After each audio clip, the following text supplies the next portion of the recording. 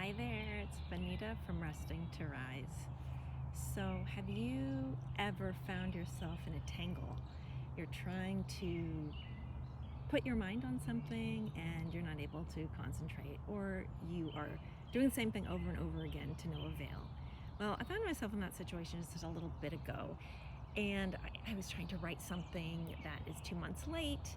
I really want to write it, I care about it, but I just couldn't get traction on it. I was really wound up.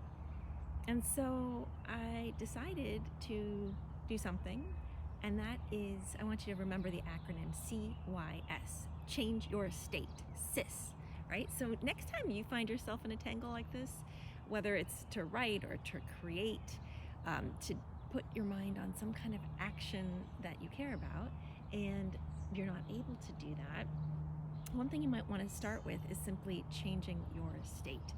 And the way I did that is to get out of my living quarters, away from a computer screen. I actually am here on a walk. And actually, that's also why I have these glasses on, my trifocals, and not my usual gray ones, which are computer screen glasses. And I would bet that once I sit down again to tackle the thing, that it's going to come a lot more easily without quite as much struggle. Struggle is fine. Struggle and strife is just part of the process sometimes, but it's a lot more fun when it's in flow, right? And this makes me think of one of my favorite psychological theories, there's a squirrel, called broaden-and-build. And the idea is that by changing my state, I might be increasing my capacity to feel positive emotions, joy, wonder, excitement, love, connection, interest, curiosity. Just simply, for example, by being outside in this lovely spring, late spring state and going on a walk. And not only do those positive feelings feel good, but they allow me to broaden my attention. So instead of being narrowly focused, it literally opens up my cognitive capacity. That's the broaden part. And then it allows me, with the broadened capacity, to build my resources. I might be able to try new perspectives, come up with more creative solutions. This theory of broaden and build was developed in the early 2000s by some beloved colleagues of mine. Research since then in the last 20 years in support of this. So, there are a lot of things that we do implicitly to change our states all the time. The thing is, a lot of times that changing of our state doesn't serve us.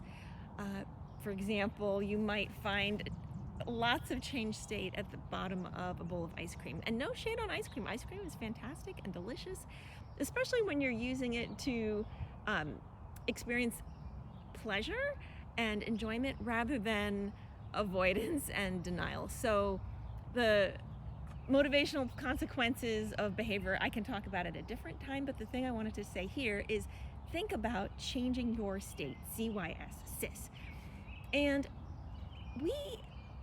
I find my clients, my students, me, other people I observe have a lot more agency and autonomy in some cases, in a lot of places where it often feels like we don't. We just kind of feel stuck, and that stuckness is sometimes true, but a lot of times it's really not.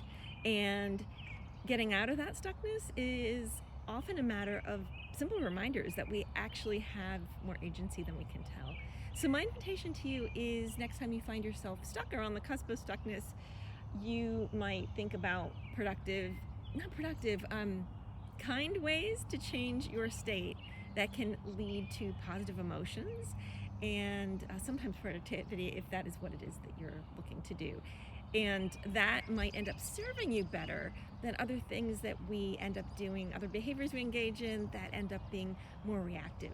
I'm not on a walk right at this moment because, for some people, like, walking with the video can make them queasy. So I'm going to spare you that. But my bet is that when I get back to my task, I will be more effective, certainly in a better mood. So let me know, what is it that you do to change your state that has been effective for you?